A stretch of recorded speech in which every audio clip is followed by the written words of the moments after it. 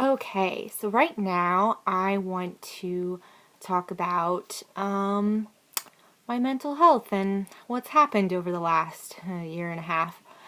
Uh, Hopefully this isn't too long. And this is going to go into a little more detail. I'll say right now, a little trigger warning, but I mean, I'm going to try not to say like real specific like behaviors and absolutely no numbers or anything crazy like that. But yeah, I did relapse last spring. So anyway, things were going okay, and I had, been staying on top of stuff.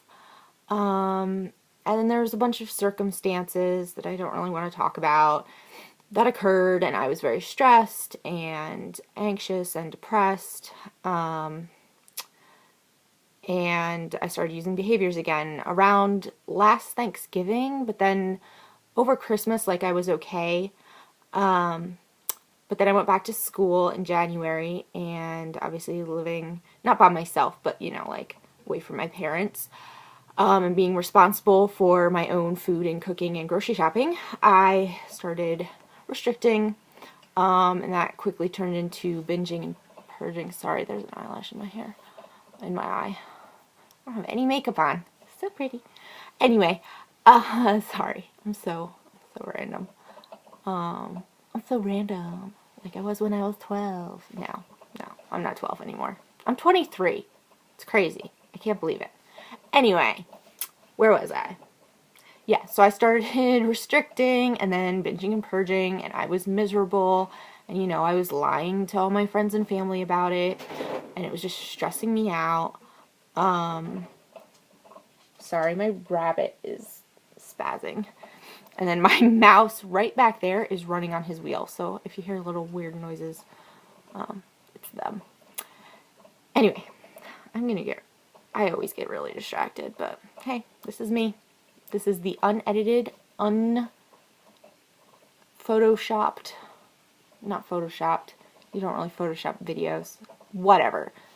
This is 100% me.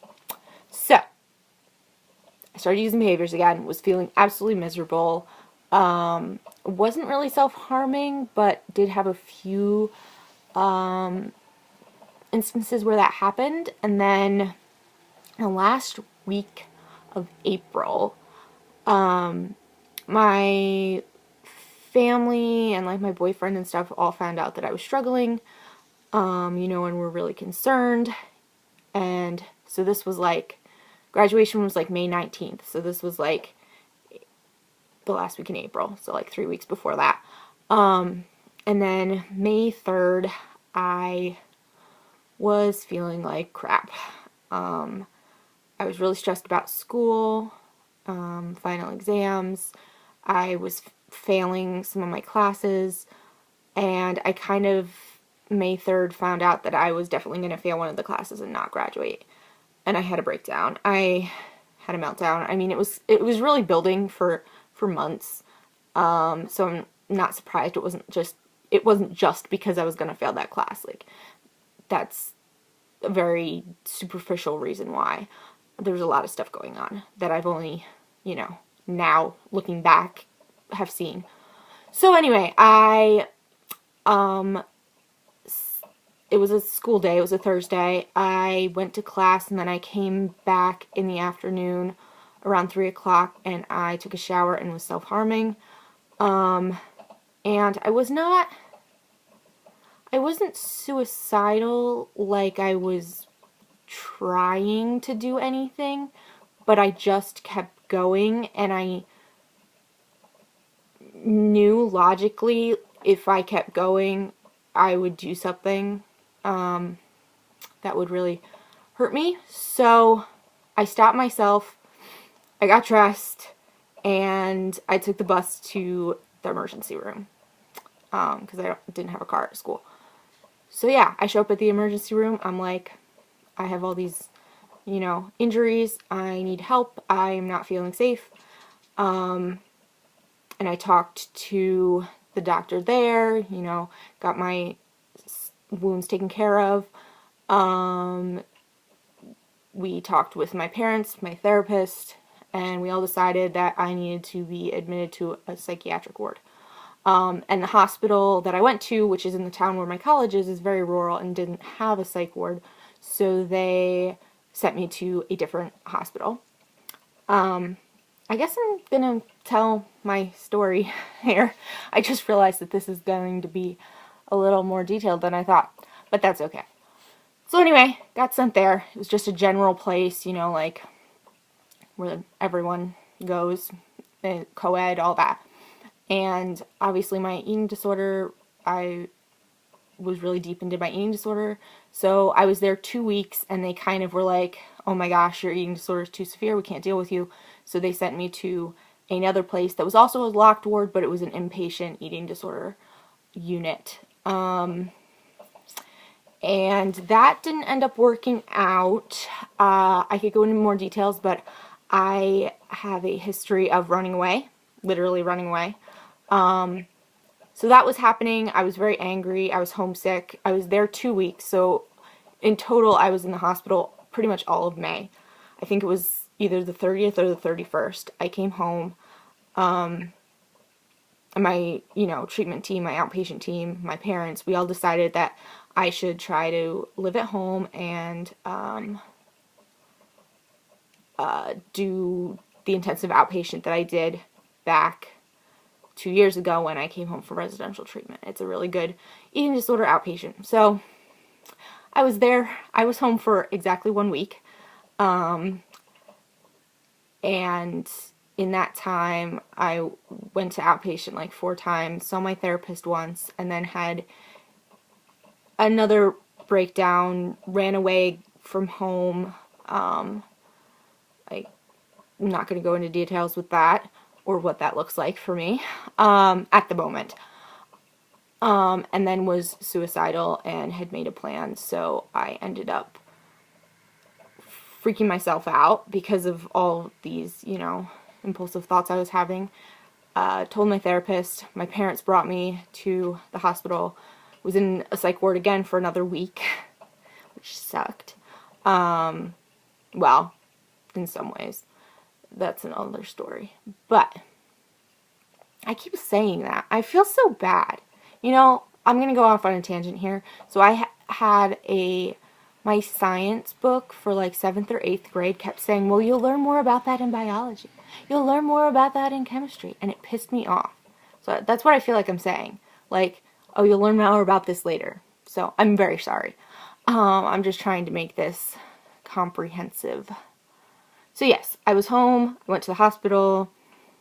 In the middle of my stay there, my parents were like, listen, obviously inpatient makes you freak out and being home is not safe enough for you. Like, are you willing to go to residential treatment?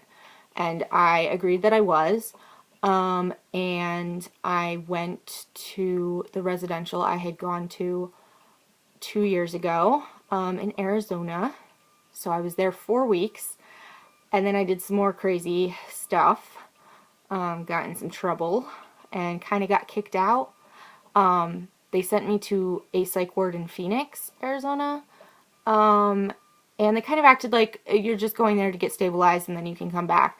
But then they wouldn't accept me back. So I was obviously not well enough to go home. This was pretty much my lowest point over the summer. That psych ward experience was horrific. And my eating disorder was also at its worst. So then my parents, my mom helped me find another place to go. So then I went to Timberline Knolls in Illinois. And I was there 7 weeks, and for about the first 4 or 5 weeks, I didn't do anything. I was so non-compliant. I didn't care. I didn't go to group.